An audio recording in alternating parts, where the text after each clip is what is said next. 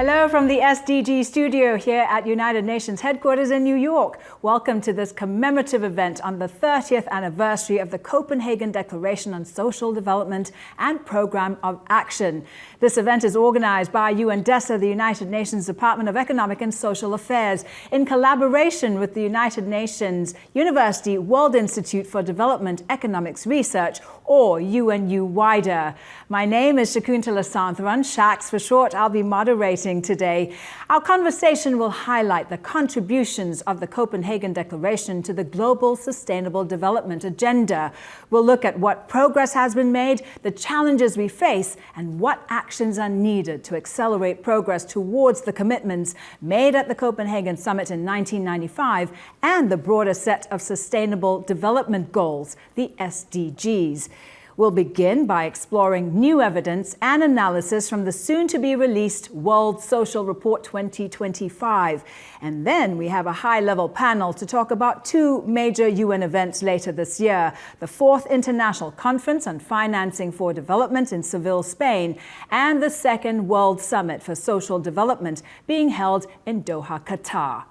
How can these events help strengthen the social dimension of sustainable development and accelerate progress towards the SDGs? Let's first find out more about the Copenhagen Declaration on Social Development, which was signed at the World Summit for Social Development on March 12, 1995. For the first time in history, world leaders gathered to recognize the significance of social development and human well-being for all, and to pledge to give these goals the highest priority into the 21st century. Never before had so many world leaders come together for such a purpose: to fight poverty, to create decent work, and to strengthen the social fabric.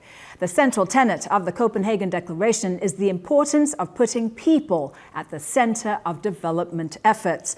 At the summit, governments committed to a progressively fairer distribution of opportunities and resources to foster social justice and equality. They also called for greater inclusion and participation of all people in economic, social, and political processes.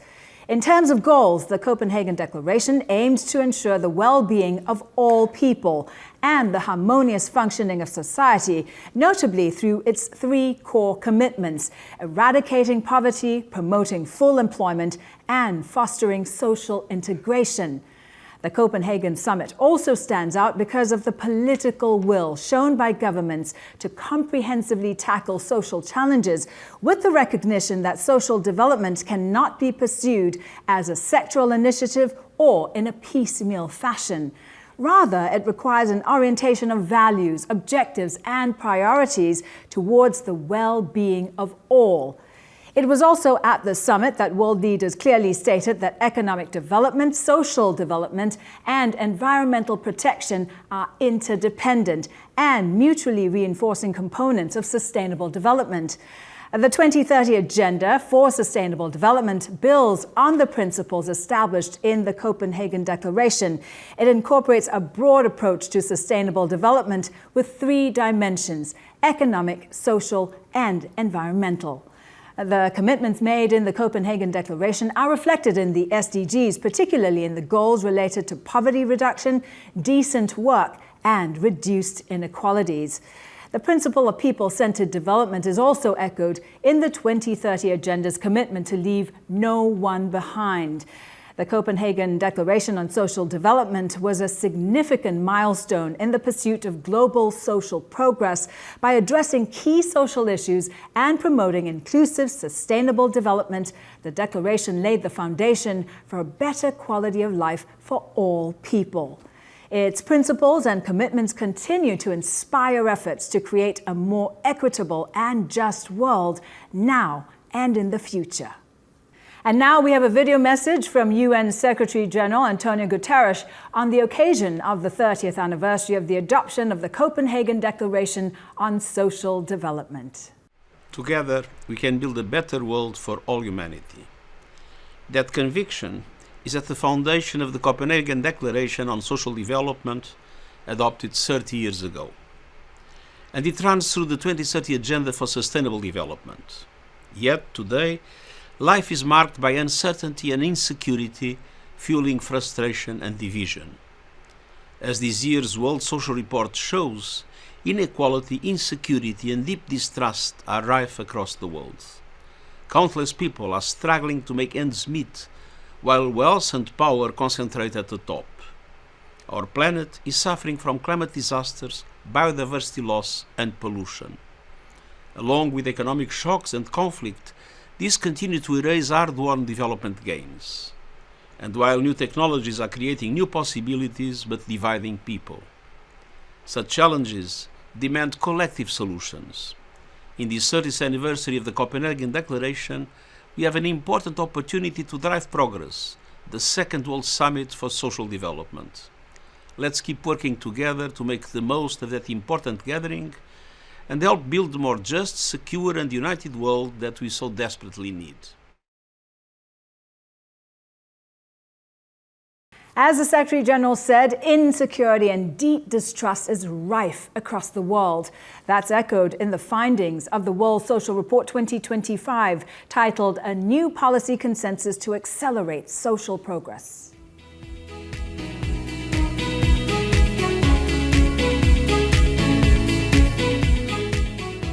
Let's dive into the World Social Report now, which is UNDESA's flagship publication on social issues. For the first time, the 2025 edition is a joint product of UNDESA and UNU-WIDER. We have its lead authors with us today to talk about the report's main findings and messages. Here in the studio with me is Marta Roach, Chief of the Emerging Issues and Trends in Development section at UNDESA. And joining us virtually from Helsinki, Finland, we have Patricia Justino, Deputy Director of UNU-WIDER. Welcome to you both. Thank you, ladies, for joining us. So Marta, first question to you. How is this year's World Social Report different from previous editions? Sure, thanks so much, Shax. It's a pleasure to be here with you. So this World Social Report has a very long history in the UN, but this edition is different because of its timing. This year we celebrate the 30th anniversary of the Copenhagen Declaration for Social Development, which was signed this month in March in 1995. So we thought this would be a good opportunity to take stock of how far we have come, what challenges remain, but also what new challenges have arisen that were not there in the 1990s. Of course, this means looking back at progress made in the commitments that were made in Copenhagen, including poverty eradication, the promotion of productive employment and decent work, and social integration, not least because these commitments have not been met yet, but also looking, as I said, to new challenges, and chief among them is the declines in trust and the social polarization that we are witnessing right now. But also increasing linked to this is increasing insecurity. People are uncertain about the future more and more, and persistent inequalities. So now, as member states prepare for the second World Summit for Social Development, we thought it would be important to present a broad assessment, facts-based assessment of the social situation, so that their deliberations can be based not on assumptions, but on actual data. Patricia, please share with us the report's key findings in terms of data. What are the standout numbers? Thank you. Let me first start with the good news. The good news is that the world has made extraordinary social and economic progress over the last 30 years. And this is especially so in the fight against extreme poverty. Since 1995, more than 1 billion people have escaped extreme poverty. This is a very impressive number. And even so, when we think about all the setbacks that we faced since 1995, more recently the COVID-19 pandemic. However, the picture is not completely rosy. And as we show in the report, a lot of people in the world don't feel that progress. Around 40% of the world's population believes that life is worse now than it was 50 years ago. We try to dive in to understand why this is the case, and three main reasons come forward. The very first one is it is clear not everyone has shared the benefits of progress. Inequality remains very high, both within and between countries. And currently, 2/3 of the world population live in countries where income inequality has increased since 1995. The second reason is economic insecurity, and it's widespread. This is for various reasons: conflicts, climate threats, recent economic crisis. They have shown that a large fraction of the world population is only one shock away from poverty. This is true both in developed and developing countries. This is not just a problem of developing countries. And across the world, millions struggle to make ends meet. And then what we observe on top of this is these high levels of inequality, the economic insecurity that people perceive to be in is fueling distrust and is leading to lower social cohesion. Distrust in government is widespread, distrust in other institutions as well. And this is deepening social and political divides and increasing social polarization across the world. So what essentially we show in the report is that we seem to be trapped in a vicious cycle with economic insecurity, inequality, declining trust, and social fragmentation feeding on each other. And ultimately, this vicious cycle is threatening social contracts and the foundations of global solidarity and multilateralism overall.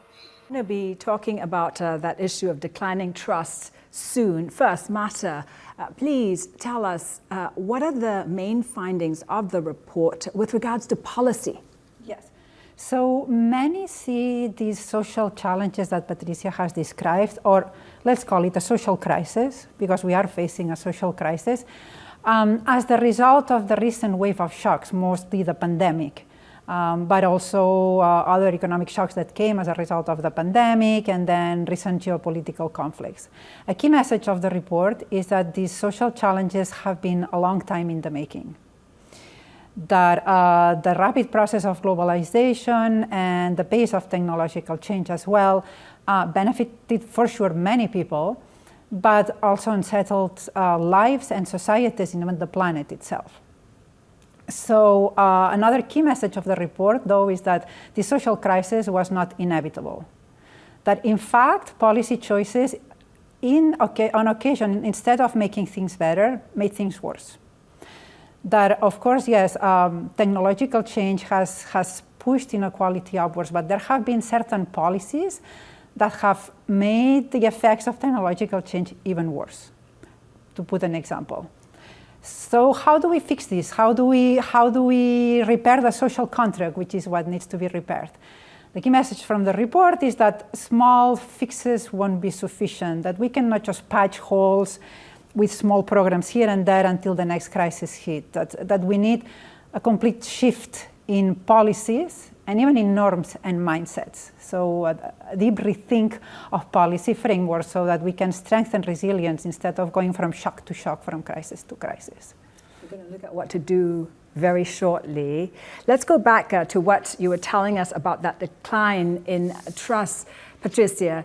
This fall in trust is an issue as far as governments go, how people see their governments, but also between people, right? What's going on?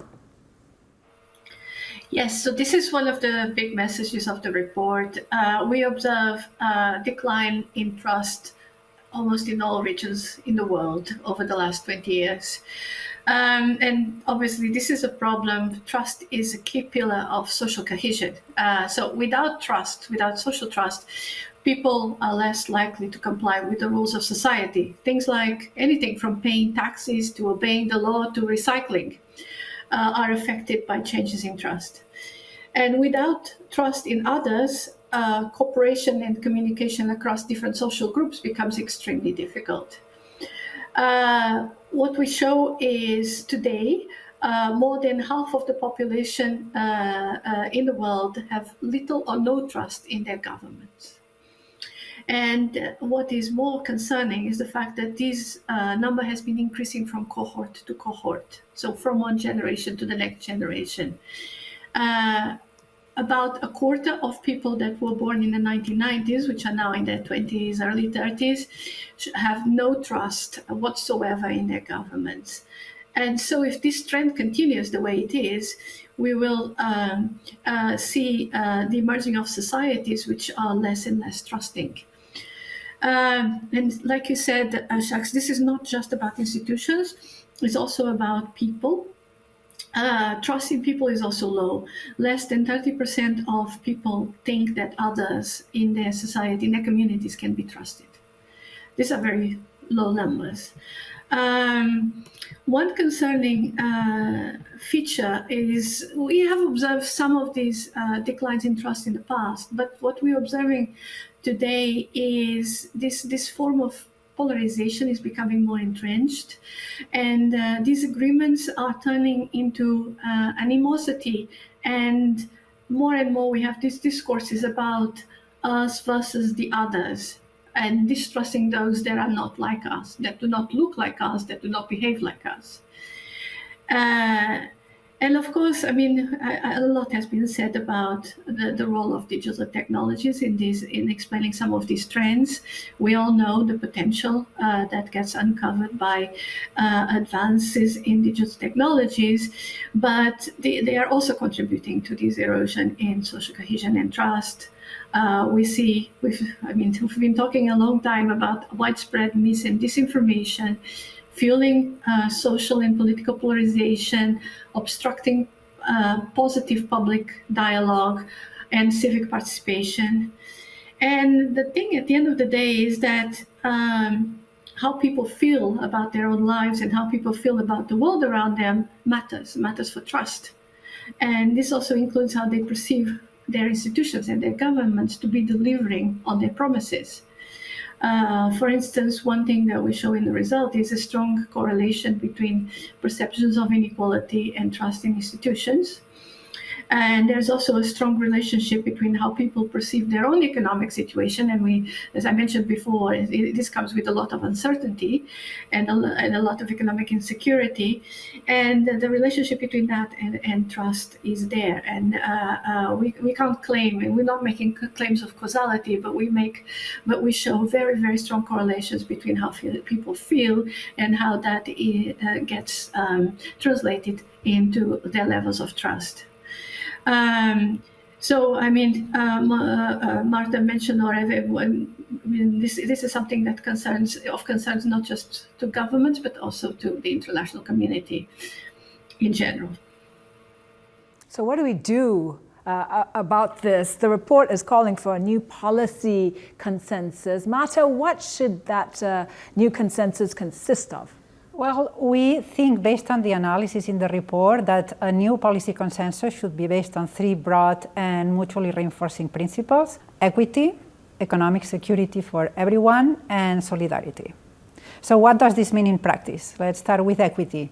Equity requires investing more and better in people. And I'm using the word investment purposely, because usually we talk about social expenditure as it's something that you spend and it has no returns, but social investments have large returns in the long term, right? So investing more and better means investing in services and making sure that they work for everyone. By services, I mean education, health, and other services. Investing in social protection systems as well, eliminating the barriers that prevent people from participating in social, economic, and political life. That's just some examples. What does it mean to promote economic security for all? Well, you have to make sure that people are resilient and thus protected against crisis. That we are not only protecting markets when a crisis hits or banks, but we are protecting people. But also that you're giving people opportunities, and the best way to give people opportunities is through making true on that promise of promoting productive employment and decent work for all, for example. And then there's the issue of solidarity and distrust.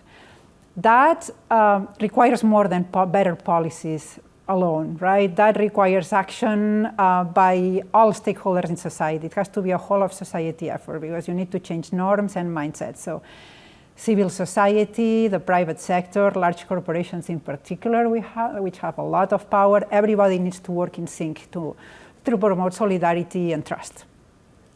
So overall, maybe the main message from the report here is that social policies are extremely important in this new policy consensus, but by themselves are not sufficient. What you need is a whole of government integrated policy framework, which Copenhagen already promoted 30 years ago and which still haven't made true, to make sure that all policies work together, that we don't have microeconomic policies that are undoing the effect of social policies, for instance. Because everything is linked. Because everything is linked. Because if you have a taxation policy that's making the poor poorer, while you're giving transfer to people in poverty so they can escape poverty, you are not doing anything in the end. So you just said, Marta, that we need a whole of society, whole of government approach. Patricia, clearly governments alone cannot solve the complex social challenges that we face today, can they? No, that's the straightforward answer. Governments alone cannot face these challenges. We're talking about climate change, conflicts. I mean, the numbers show that the period between 2020 and 2023 was the most violent since the Cold War. Pandemics, economic recessions. These are global challenges that require global solutions. There's not a single government that will be able to address these on their own. And these are challenges that are not contained within borders. They affect us all, independently of borders. But sadly, what we're observing is instead of striving to find global solutions that work for all, what we're observing is the rise of nationalistic policies, inward-looking governments across the world. And this is not helping, and the challenges are becoming more entrenched and difficult to address. And what it does show is, at the moment, the international community is really at a critical juncture. We now know that the world is off track to achieve the Sustainable Development Goals by 2030. And we will not be back on track if we do not find ways of increasing, essentially, global cooperation. In the recently signed Pact for the Future in September at the UN General Assembly, member states have recommitted to urgently accelerate progress towards achieving the SDGs. The member states have pledged to a new beginning in multilateralism, I'm quoting, based and striving for a stronger multilateral system. I do hope that this pledge takes place, even though what we're observing in the world today seems that we are moving away from it, even though this pledge was made 6 months ago, or less than 6 months ago. But this is not just a pledge made by governments in isolation. This involves us, the United Nations, the global international community, but also every single citizen in the world. Everyone needs to play their role if we are to get back on track and in achieving the Sustainable Development Goals by 2030. I have a question for you both. How do you think international organizations, including the UN, should support national efforts to tackle inequality and social fragmentation? Marta, we could start with you first. Sure. So we are presenting findings from the World Social Report. That's one way in which the UN can help through the production of data, knowledge, and policy guidance that can help governments, implement more effective policies. That's one. The other one is obviously coordination and cooperation. As Patricia said, many of today's challenges are global. And let's not think only of the most obvious ones, such as climate change, but even inequality within countries. Many of the drivers of inequality within countries are global.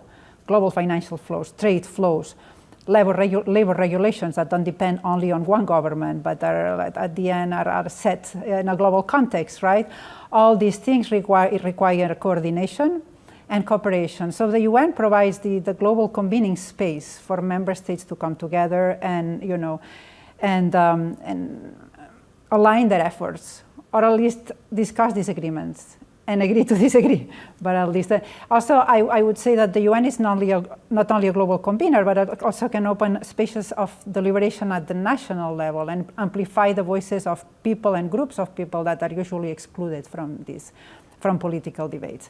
So that's one. Another one would be accountability, right? The UN can help countries set measurable targets and monitor progress towards those targets. The UN cannot replace national governments, obviously, but it can make their policies more effective so that they can create more sustainable social frameworks. Patricia, what do you think? How can the UN and other international organizations support national efforts? Well, I mean, Marta covered quite a lot of ground, but what I would emphasize is the importance of the United Nations as a convener and facilitating dialogue, and especially between countries or social groups that disagree. What we're observing through whatever the reasons this has happened, whatever the pathways we're seeing whereby this is happening, mistrust is becoming more and more entrenched, social polarization, this idea that I mentioned before of us versus the others.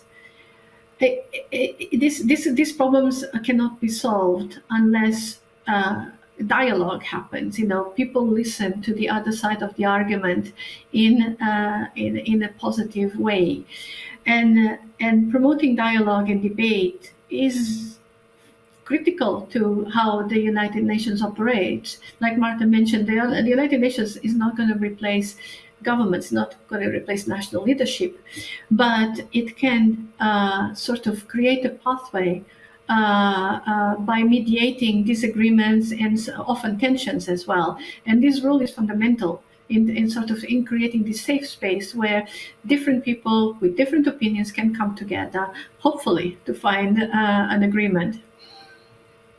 Well, as you both said, you at least need to have somewhere to come together, even if it is just to agree to disagree.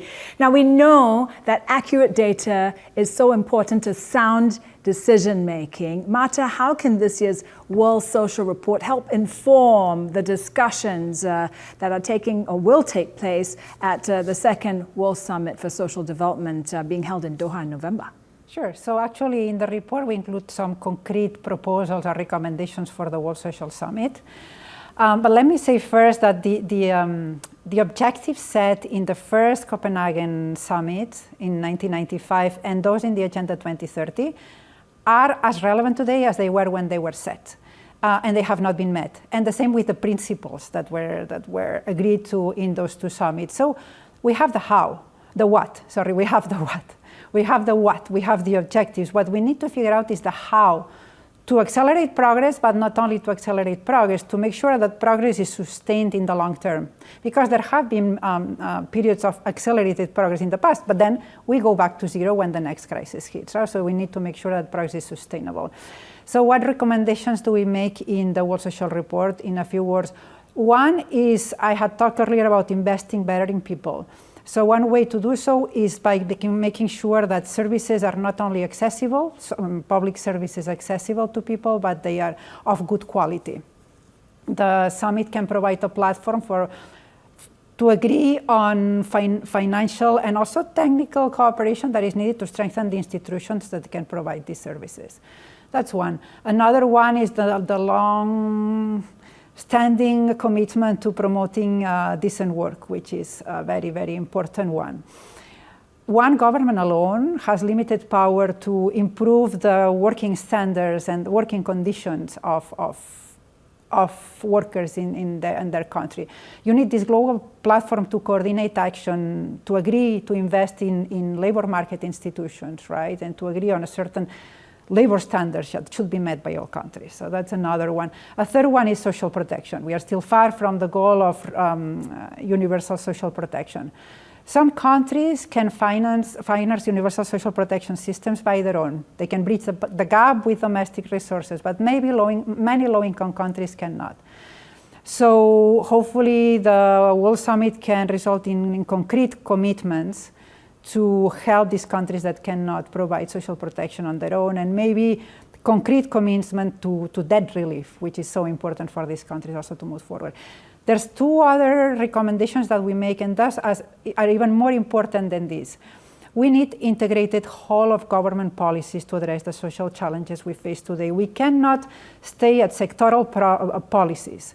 Yes, health policies are very important, educational policies are very important, but we need a whole of government approach to address these challenges. And we need more than that. We need a whole of society approach, as we said earlier. Every individual must be involved. And the last thing is that what's important about policy is not only how policies are designed, what policy agreements we make here, but how policies are implemented, right? And here, what we need to make sure is that the people affected by the policies that will be put in place, affected or who will benefit from them, have a say on how these policies will be implemented, that at least they are on board with them. That the policies, when they are implemented, will not lead to large protests because they have unintended impacts. So hopefully the World Social Summit can open spaces for deliberation, not only here at the intergovernmental level, but at the national level as well. I have one last question for you both. What is one big takeaway from the report that policymakers and other stakeholders should pay attention to? Patricia, over to you first. Okay. Well, we have talked about very difficult issues, and the report and this discussion has not painted the brightest of pictures, right? But we should not lose sight of the reasons for the Copenhagen Declaration in '95 and the 2030 Agenda. These challenges, these global challenges, cannot be solved if we lose our sense of equity, of security, of solidarity. To guide policies and institutional transformation alike. But the things we're talking about, inequality, insecurity, social fragmentation, etc., people often think about that as abstract issues. And it's difficult to grasp, but most people, if asked, will find it very difficult to say how much inequality is there in their country. And this has been shown. But the fact is, all these factors shape our daily lives in very real ways that sometimes are not quite grasped. And but at the end of the day, what I think one of the key messages of the report is, despite all these abstract discussions, despite all the tremendous challenges we face, we cannot lose sight of the individual. At the end of the day, what all we're discussing is about ordinary people and how people feel about these global problems, but how do they feel, how do these problems manifest themselves in their day-to-day lives? And these are the voices that need to be at the table, and they need to be heard. Again, going back to what I said before, this is definitely one of the roles the UN can play, because if voices do not get heard, and they don't get heard in a positive way, the negative messages take over, and those are the ones that dominate. And if we don't pay attention to the realities of people's lives, and people telling us, yes, my life is more difficult now than it was decades ago, well, we might be moving into a much darker place. And so it's important that we pay attention to how these global problems manifest themselves in ordinary lives on a day-to-day basis. Marta, what do you think? Well, I know Patricia has provided a very exhaustive answer. Just to illustrate what she's saying. In a global survey on life satisfaction, 60% of people say they are struggling. Let's listen to that. 12% say that they are more than suffering. So 3/4 of the world population is either struggling or suffering, or that's how they feel, right? So we have to listen to that. And yes, the issues we analyze in the report may seem very abstract, but insecurity is affecting everyone. We see it every day. There's a growing gig economy where people work from day to day without knowing how many hours they will have of work tomorrow. That affects families. And that people feel that they are just one step away. They lose their job, they don't have social protection, they are one step away from falling into poverty. Inequality, again, a very abstract term. Nobody will know how high inequality is in their country. But we present evidence of the fact that inequality has negative impacts on, say, economic stability or social mobility, or that in countries with high inequality, wealthy individuals and corporations tend to capture political process and manipulate them towards their interests. So all these things have very practical implications on people's life. I would just say what Patricia said, that the vision of the Agenda 2030 and Copenhagen remain within reach, but only if we have equality, economic security, and solidarity at the top of the policy agendas of every country. Ladies, thank you both very much indeed for that very illuminating conversation.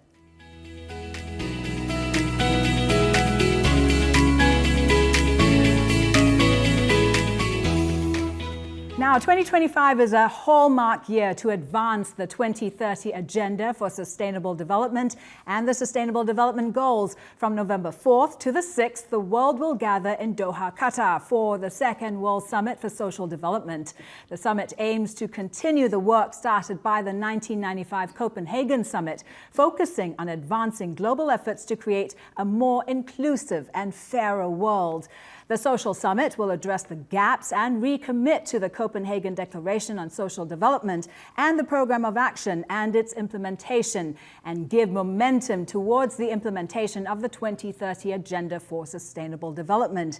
The Second World Summit for Social Development is expected to adopt a concise, action-oriented political declaration. The President of the General Assembly has appointed the permanent representatives of Belgium and Morocco to facilitate the intergovernmental negotiations in an open and transparent manner. The Social Summit will convene just a few months after the 4th International Conference on Financing for Development. That's being held in Seville, Spain from June 30th to July 3rd this year. That conference will be attended by leaders from governments along with international and regional organizations, financial and trade institutions, businesses, civil society, and the UN system at the highest levels. It's the only space where all these different stakeholders will come together, and it'll provide a unique opportunity to improve financing at all levels, including supporting reform of the international financial architecture. It'll help foster stronger international cooperation. And joining me now in the studio is Li Junhua, Under Secretary General of UN-DESA, His Excellency Omar Hilal, Permanent Representative of the Kingdom of Morocco to the United Nations, Her Excellency Alia Ahmed Saif Al Thani, Permanent Representative of the State of Qatar to the United Nations, and His Excellency Hector Jose Gomez Hernandez, Permanent Representative of Spain to the United Nations. And joining us online from Santiago, Chile, we have His Excellency Juan Somavia, former permanent representative of Chile to the United Nations. He's also a former Director General of the International Labour Organization and an honorary member of the Club de Madrid. A very warm welcome to you all. Thank you for being here with us. Mr. Lee, we could start with you, please. What role will the Second World Summit for Social Development and the 4th International Conference on Financing for Development play to help advance the Sustainable Development Goals? Well, thank you. Certainly, from Copenhagen First World Social Summit to the Addis Ababa Action Agenda in 2015, and also the 2030 Agenda, all those events are landmarked events for the UN leadership on the Sustainable Development Cooperation. So now we are going to have the Second World Social Summit, building the momentum from the first summit. And then also certainly we need to take the stock, what we have achieved, what is left behind, and what will be the way forward. So I certainly believe for the first World Social Summit, leaders put the people at the center of the whole process. And then for the 2030, we definitely follow that, quarter of the core. So I believe over the past several years, based on our assessment, there are a number of very impressive progresses, but also we are facing a very deep challenges. For instance, like the insecurity, the sense of the insecurity. For instance, like the economic uncertainties. For instance, like the lower trust on the government and public institutions. And then also, we need to talk about how we could further generate decent jobs for our people, particularly for young people. So all those things need to be further elaborated at the leaders level, at the ministerial level, to integrate the policy from every link of the social agenda.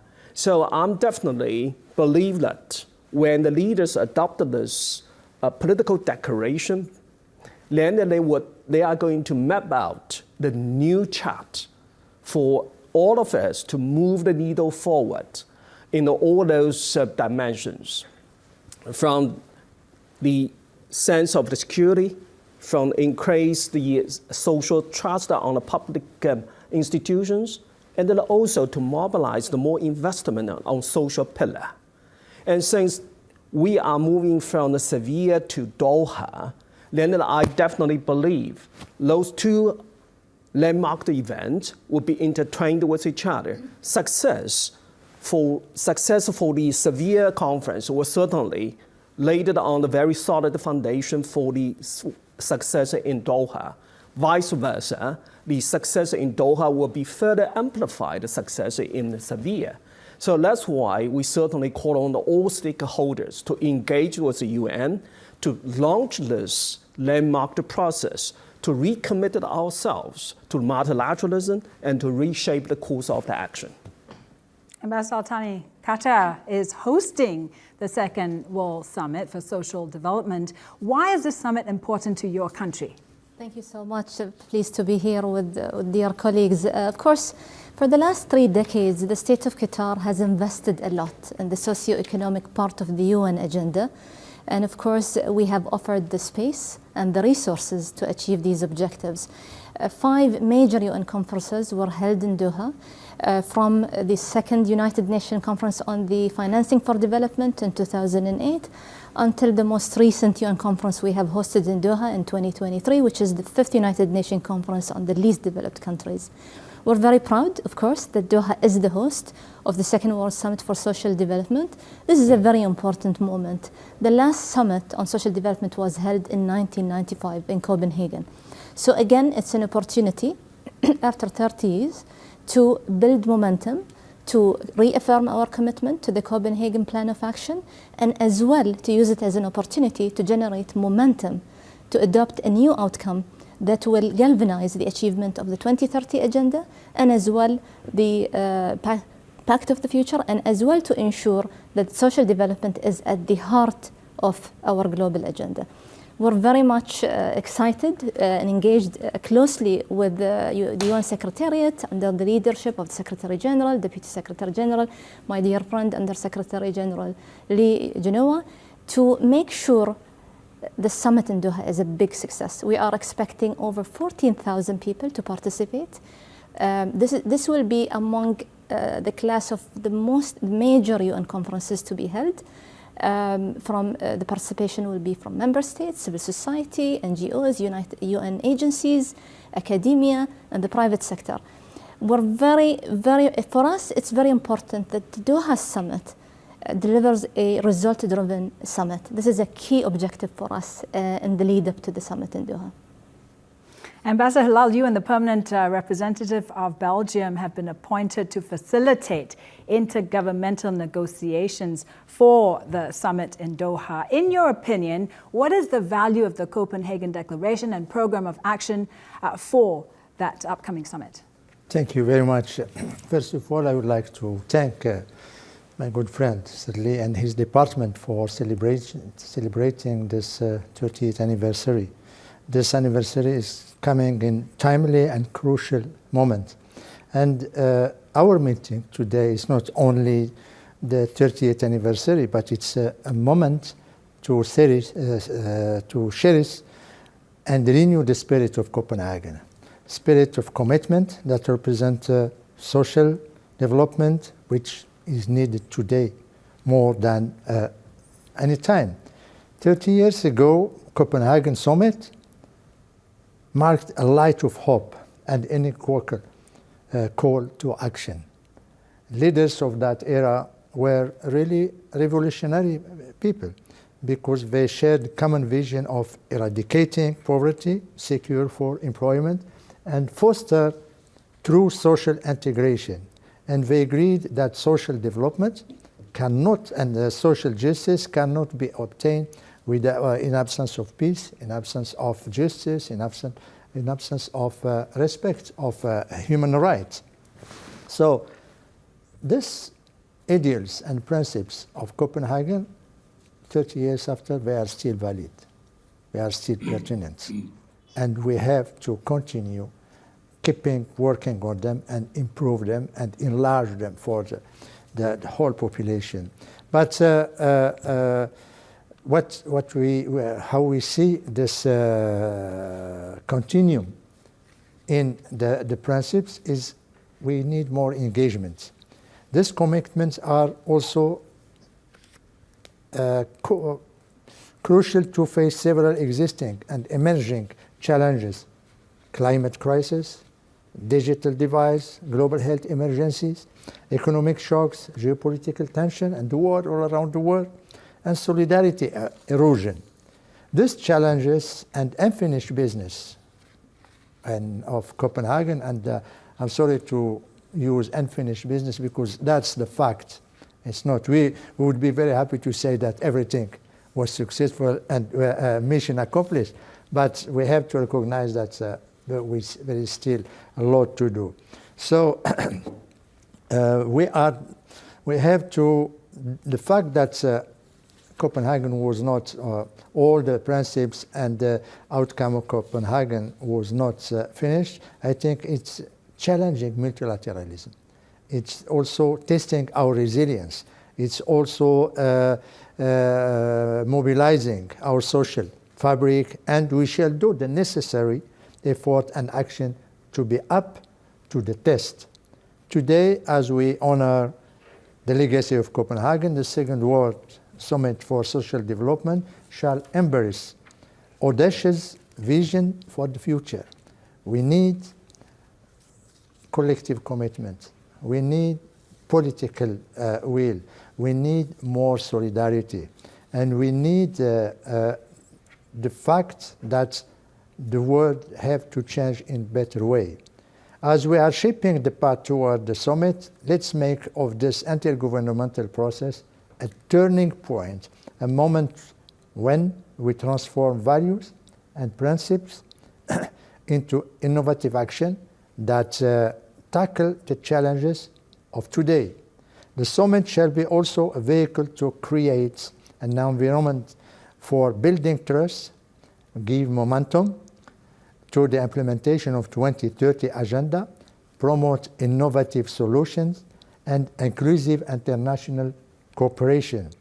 The Kingdom of Morocco and Belgium, as co-facilitators, have the honor to join efforts to steering the intergovernmental process of this historic summit that will take place in Doha. Ambassador Smith and I remain committed and dedicated to facilitating the intergovernmental negotiation with transparency and inclusivity, and with the aim to achieve an outcome that is forward-looking, action-oriented, and consensus-driven. I thank you very much. Thank you. So as we're hearing Ambassador Gomez, both the Social Summit and the Financing for Development Conference that Spain is hosting present key opportunities to drive progress for the Sustainable Development Goals. How do you think these meetings can reinforce each other and generate political momentum, as Ms. Lee was saying, and secure sustainable financing for social development? Yeah, first of all, thank you for having us here today. It's a great initiative to launch a debate on how to process Connect. As a host country, Spain, we are very optimistic with the Social Summit and the F54 in Sevilla. I think we need to send a very strong message. For us, for Spain, we do not see F54 as only about the financing. It's about the multilateralism at its core. It's very important to send this message. And I would like to say as well, we take this opportunity to call all the member states and the stakeholders to participate in this conference at the highest level. The highest level. Spain, Europe, Africa, Latin America, Qatar, all the member states, we have a lot of challenge in gender, climate action, private sector. I think it's very important the role the private sector in this process. We have been meeting in Washington DC the last week with World Bank, IMF, with the stakeholders, and so maybe it's the last chance we have to before 2030. The last chance before 2030, and we need to have an outcome document as soon as possible. It's very important to close the document before Sevilla, and I see the opportunity in this process and fully support the co-facilitator of the FAT4, Nepal, Zambia, Mexico, and Norway, and the co-facilitator as well of the Social Summit, Belgium and Morocco, and my dear colleagues of Qatar, Alia. We must I think this opportunity is very important for UN. Maybe it's not the best moment for the multilateralism. We have a lot of challenge. We need to work in this way. Ambassador Somavia, over to you now. The idea for a social development summit was your brainchild. You proposed it in 1991 when you were the chair of the ECOSOC Social Committee at the time. You also chaired the preparatory committee and the main committee of the first social summit in 1995. From your perspective, how did the international context in 1995 influence what was accomplished in Copenhagen, and what can the UN accomplish at the summit in Doha with the current global situation? Shanks, thank you so much, and thank you for the invitation. It's an issue that's close to my heart because those accidents of life, I had all those responsibilities in the social summit. I think that the context couldn't be more different. And yet the objective is the same. What is the opportunity for the UN then, and what should be the opportunity now? Then it was a moment of hope, a moment in which the Cold War had come to an end, in which we hadn't had a nuclear war, and the space that security issues and geopolitical issues occupied in the international dialogue had been reduced. So there was an opportunity to get into the international arena, other issues. Basically, there were environment in Rio, Beijing, women in Beijing, and the social summit. The way it happened was very interesting because the Secretary General, once this was proposed, there were some oppositions that asked me to consult. And I consulted in his name for about 6 or 7 months. And the result was that it wasn't that there was a gigantic crisis, but everybody knew that you had social problems. And they were given a sort of developmental dimension. The mood today is completely different. It was very well described by the Summit of the Future, that the sense of discontent, disconnect, polarization are a true obstacle to understanding. We were talking before about the UN and talking and communicating, and we know how difficult this has become, much more difficult. And yet we have to persist. And the situation of the UN then and now is also different. Then there was the notion that we could be thinking about social development. It came absolutely naturally that you do that in the UN, and it was a UN that was trusted. To have, and it was natural to do it there. Today it's also natural, but the questioning of the UN is very, very strong. Obviously on security matters because of the situation of the Security Council. But if you take a look at, other spaces of the UN system, you can see that those that is covered by social issues is not exactly in the same level of criticism as before, and I will go into that. But a UN that was trusted, a UN that is being criticized. So what do you do in that context? In Copenhagen, it was very clear, full support, full political support to the fact that the UN has the United Nations system has a social development mandate. And without calling it that, I think that we should begin calling it, but without calling it then, for many countries at the summit, that was much more important than the security issues that were discussed in the Security Council. And it continues to be so, because people perceive the issues that people are dealt with the social mandate that the United Nations has. And I think that that is probably the most important thing that we should highlight, that Doha could do. Doha can simply say, institutionalize the fact that we have a mandate. There's a security mandate and there's a social development mandate. And it's a mandate of the system because it's made up of things that are being done in all of the specialized agencies, funds and programs. There's part of it in the Constitution, in the Charter, but obviously it's the result of conglomerating all of those things that we're doing elsewhere. So if we can put that at the center of what we're doing, and I'm going to talk more than the subjects themselves about the institutionality and how do we get things going. I believe that that would be a very central thing.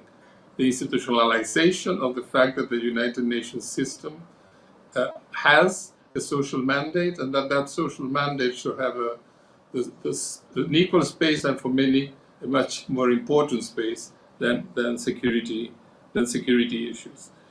Now, the success of a summit is also linked to something that is very important. How many people go there?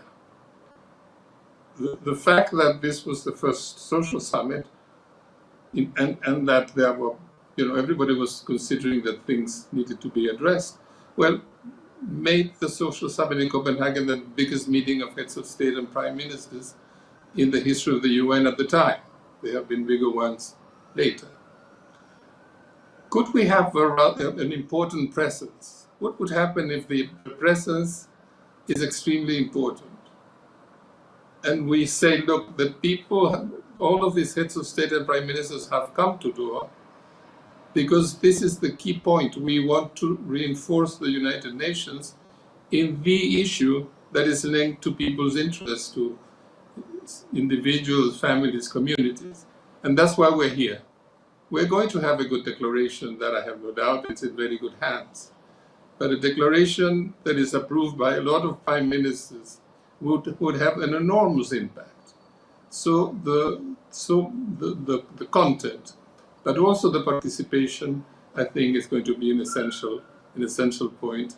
And I am certain that there are a lot of people that want to go there. But also, you have to sell the product. It's part of with the amount of things that presidents have to do. And after a General Assembly that is going to take place 2 months before, it's something that I think that we have to put a lot of emphasis on. Ambassador Hilal, back to you. So what are the next steps in the political process for the summit in Doha? Next step is very clear in our mind. We have already prepared the food for thought. The reaction that we got, first reaction that we got, are very encouraging. And we consider that the political declaration will be like a blueprint for advancing social development in line with the mandates given by the General Assembly. We are now at a very important and crucial moment of the process. We will have a meeting of member states on 28th to listen to their reactions. And 2 weeks after, we will present draft 0. That will be a moment of truth. So we are expecting things to go smoothly because we have been working since the beginning in very transparent and inclusive manner. And as I said a few minutes ago, we have been in Geneva. We intend to go to Nairobi. We will go to Paris to meet with UNESCO, Nairobi with the Habitat, because all the UN agencies that are handling one of the aspects of the social development will be visited, and we will meet their members, and we will listen to their advices and recommendations. And of course, the civil society is included in our conduct, because we want to listen to the whole component. For example, in Geneva last week, we met with the High Commissioner for Refugees, because refugees are very important element of the puzzle. We met with the High Commission for Human Rights. By preparing the food for thought, we have taken the decision to not let anything aside or to consider any issue as taboo. That's why I think we got very positive reaction.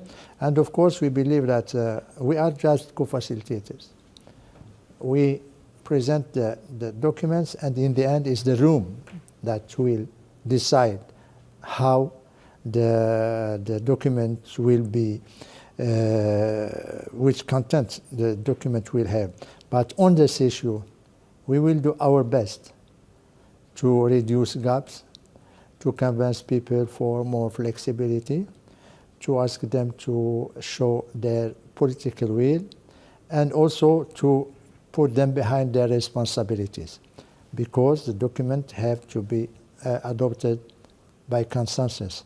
And the time for negotiations will be from April till end of June, beginning of July, and we intend to finish our work at this time.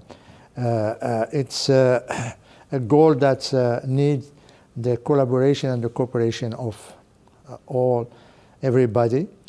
We remain in this process. We have to be optimistic. It doesn't mean that the rest of the world is as optimistic as we are. As we say to my colleague Hector, we will depend on the result of the outcome of Sevilla. And as the Secretary General, my good friend Lee, he said, the success of Sevilla will impact the success of Doha. And the success on Doha will amplify, that's the word that you use, will amplify what have been decided in Sevilla and what will be decided in the future. So there is a continuum, and everything is interlinked. And the fact that the UN is working on such important and crucial issues of the humanity in the time that there is wars, there is tensions, there is shocks, there is many things. That's a real chance for the UN and the multilateralism. And the UN is the heart, the beating heart of the multilateralism and its chance, because when wars are going on outside, we are shaping the way and the conditions for better world for next generations. I thank you. Thank you again, sir. Ambassador Al-Thani, from your point of view, how can member states leverage the summit in Doha to make real change, much needed change, with so many people facing such profound social challenges? Thank you so much. I mean, let me begin by showing our great support to the great efforts and the ongoing intergovernmental negotiations on reaching an outcome for the summit, which is within the political declaration, with the great efforts and able efforts of the co-facilitators, Ambassador Omar Hilal and Ambassador Sophia Smith of Belgium and Morocco. This is a very critical moment to bring us together to have a successful outcome in the summit. What a successful outcome should mean. We're not here negotiating a document, but we are negotiating an outcome that will reaffirm the synergy between the core themes of social development, which is eradicating poverty, providing work, the productive and decent work for all, and creating the social integration. So these are three important aspects that should be the heart of the political declaration. It should be action-oriented. It should be concise and action-oriented. We need key deliverables, actual deliverables on the ground. We need to keep in mind that these concrete actions are meant to improve lives. This is the end game. We are not negotiating for the purpose of negotiating. We are negotiating to improve lives of peoples and nations. So I think this is a key outcome that we need to keep in mind. And this brings me to what Ambassador Somavia, he's a great and an inspiration for all of us when it comes to the socioeconomic component of the UN agenda. He particularly pointed out that the Doha Summit is an opportunity to create a credible process of follow-up and assessment. So the end game is not the summit, it's what comes after the Doha Summit. So I think this is what we need, creating the momentum, and to end on the point of everything is linked. And this is why we look up to the success of FFD4, providing the resources to implement the socioeconomic part of the UN agenda is key for the success in Doha. So this is why we are very much looking closely at FFD4, making sure it is a success, and this is why we are working closely together to making sure the Doha Summit on Social Development is a success as well. Ambassador Gomez, so member state deliberations on the outcomes of the financing conference in Spain are already relatively advanced. What do you see, what do you hope will be the main outcomes? I think the document, I think, for example, we are getting very good feedback on high-level participation in FFD4. It's a very good, the feeling is very good at the now. I think we can reach a participation, for example, of 60 head of state or head of governments. It's very important. It's very important the participation in FFD4. Like I said, we need a strong message in FFD4 in Sevilla, and the participation as well as the private sector. But now maybe the geopolitical situation doesn't play in our favor. We know, and now we need the leadership of UN and the political leadership as well. For example, my Prime Minister is very, very involved in this process. In FFD4. The world must reach the 4 trillion annual financing gap to rescue SDGs. Is the message. And so we need to work with the stakeholders. Why UN? Because UN, we can work with the World Bank, the IMF, the stakeholders, and maybe it's the best moment to respond the different countries now are fighting with the multilateralism. So it's an opportunity. I agree with my dear colleagues of Qatar, FFD4 and Social Summit. Maybe the most important process this year in UN is where we can respond the challenge, And so the people, they are waiting for us, for the member states. And so term leadership and leadership. Mr. Lee, how is UNDESA supporting member states for both of these events? Well, thank you. We are very grateful to the political leadership demonstrated by the member states. And also we are very grateful to the partnership demonstrated by the whole UN system.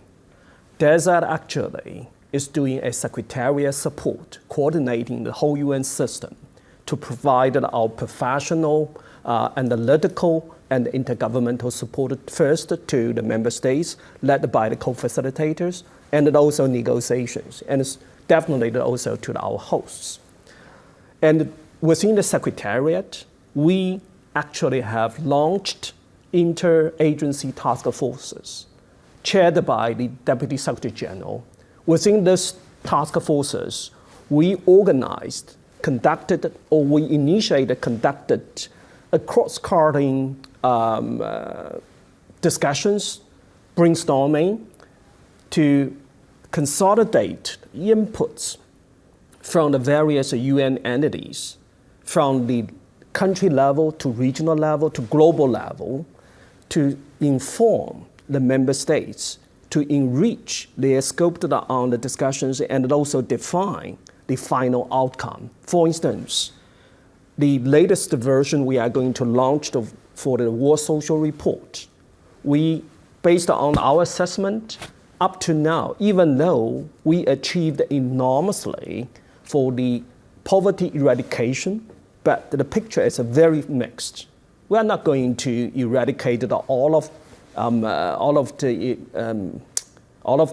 hardship for the people, and that actually there are 10 million people who are living within the extreme poverty to the poverty lines, and there are 2.8 billion people who do not have access to the social protection. So that's the harsh reality. And with regard to the financing, with regard to the debt, we know, globally speaking, there are a huge gap, like the $4 trillion annually in SDG financing. So that's the harsh reality we are facing. I fully echo the ambassador's remarks that for these two events, we need the political leadership with a vision and also with action. So that's why we do our best to support the member states, co-facilitators, to develop a full-fledged outcome document with vision, with action, and we hope that we can land it with a very impact and ambitious outcome. But we are not going to stop there. What makes things more even pressing is to implement all those commitments, all those actions with the mechanism, with a follow-up. On that, definitely, again, we count on the leadership by the member states with the vision and with their absolutely partnership to drive the needle forward. Last question to you, Ambassador Somavia. How do you think the UN should follow up on the outcomes of the summit in Doha? Well, I'm going to take a little bit of time because I think that there are a number of things that need to be done, but I'll begin with the leadership issue. Leadership is very often seen as leaders, individuals, but often leadership is collective. And what we're now facing is the possibility of a preparatory process led by two ambassadors of experience and with a group of people that, if we take a look at the food for thought paper, have to find basic structures of the issues that need to be addressed. So that's where the leadership is now and should stay, and I'm certain that this will happen because we're going to have a declaration that has the worth. The problem is, what do we do with it? And this is what I would like to address. The first one goes in the sense of what Ambassador Hilali was saying. He's mentioning that he's visiting the different agencies that have a social mandate. That is probably going to be the biggest institutional change that the Doha summit can generate. What do I mean? When you talk about the United Nations system of social, there's a mandate, the United Nations system of social development. That mandate, yes, it's in part in the Constitution, paragraphs 2 and 4 of the preamble, ECOSOC, it's there. But the nitty-gritty is in individual organizations, in the ILO, in UNESCO, in FAO, in WHO, in UN Women, in UNICEF, in UNDP, and might add a couple of more, but not much more. It is those organizations that represent the mandate and represent the UN, the social UN, plus the bodies that go with it. And so what you need to do is make them work together much more than they do now. Because we don't have an overarching mandate. You have the individual mandates. If you have, look, when you put them all together, this is the UN mandate, so that would require for you to work together more and better than what you're doing now. That I believe in itself would imply a major change in the way within the United Nations system we work on this matter.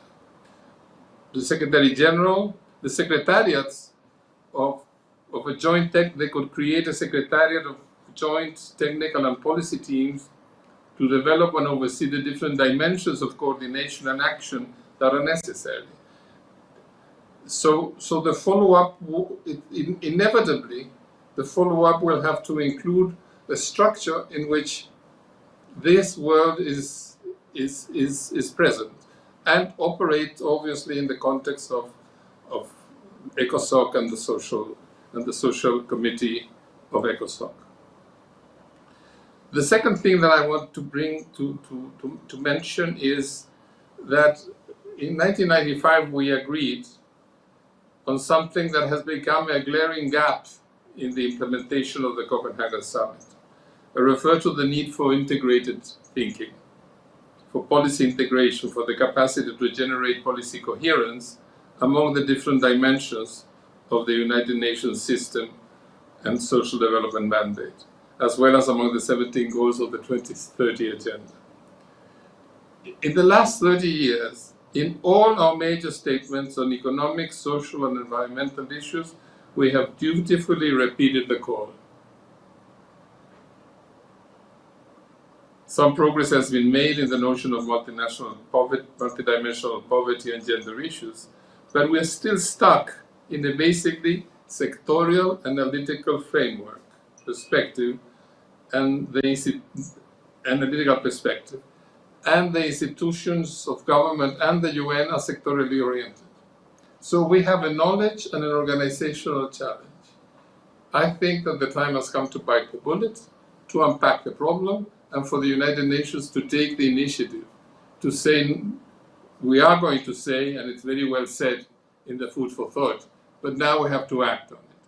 And what the summit could do was to push towards the types of decisions that need to be taken in order to be able to work in a different internal context. It won't be easy because we have little experience. It's not as somebody came and said, no, but let me tell you how it's done. No, we've worked sectorially for a very, very long time. We think sectorially and we operate sectorially. And if we do not change that, we're going to miss on having efficient and effective social policies. And this is a national problem. This is exactly as it is. But in doing this, apropos of national problems, we also have to help countries. This system has to help countries develop their own priorities. Countries, all of this is, the social development is country specific and regional specific. We set general rules and general objectives, but they happen at the region and they happen at the country. So the linkage of the UN to the real life work of saying, look, okay, you decided that in Copenhagen and in Doha, but for me, these are the priorities and these are the major problems. And that may be very different and very varied. By the way, I recommend a report that the regional commissions just produced in relation to the position, the issues as seen from the different regions and the areas in which they coincide, the things that are different. Extremely useful and very practical document to look at. That sort of thing will need to be done very clearly in the future. The second, what can we do? That's the objective. The Secretary General can launch a whole of UN institutional process of integrated thinking to develop the analytical foundations and the methodologies in diverse areas of social development policy integration and the assessment process, because you change the integration, you have to assess differently.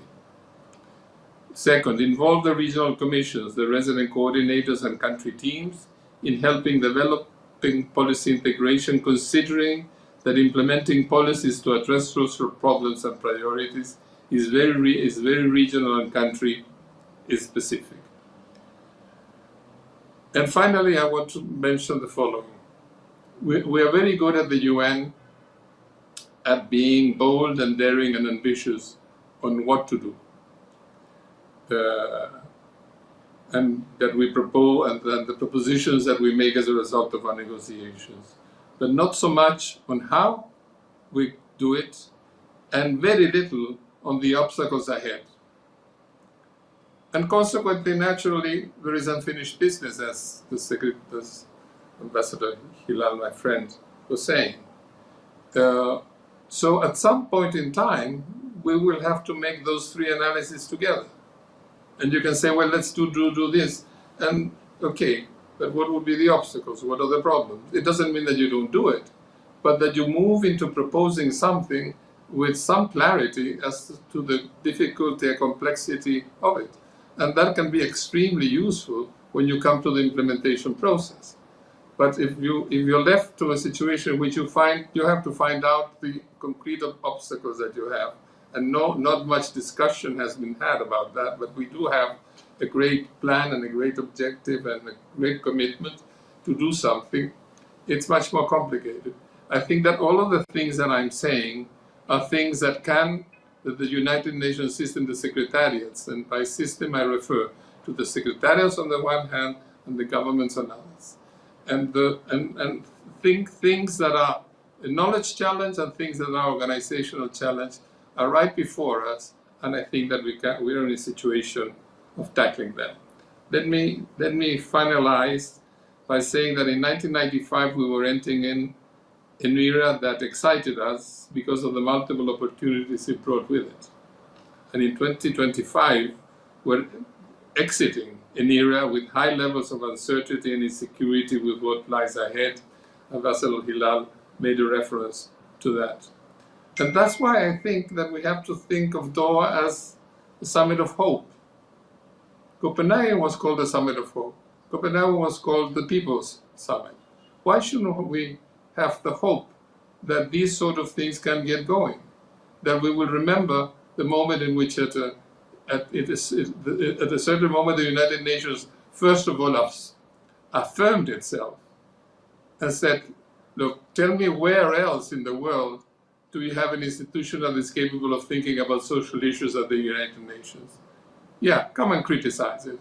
Now you go ahead and do it somewhere else. Where? So we have to talk with a lot of self-certainty. Of course that all of the institutions can be modified and changed and gotten better.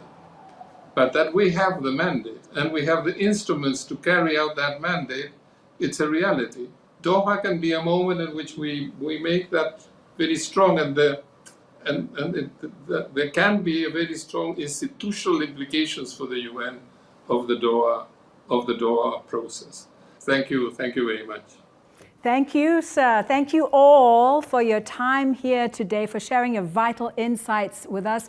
Thank you for all that you are doing. So, the legacy of the Copenhagen Declaration lives on as we continue to put people at the center of development and accelerate progress towards its commitments and the broader set of sustainable development goals. As we just heard, the 4th International Conference on Financing for Development and the 2nd World Summit for Social Development offer important opportunities to continue this work.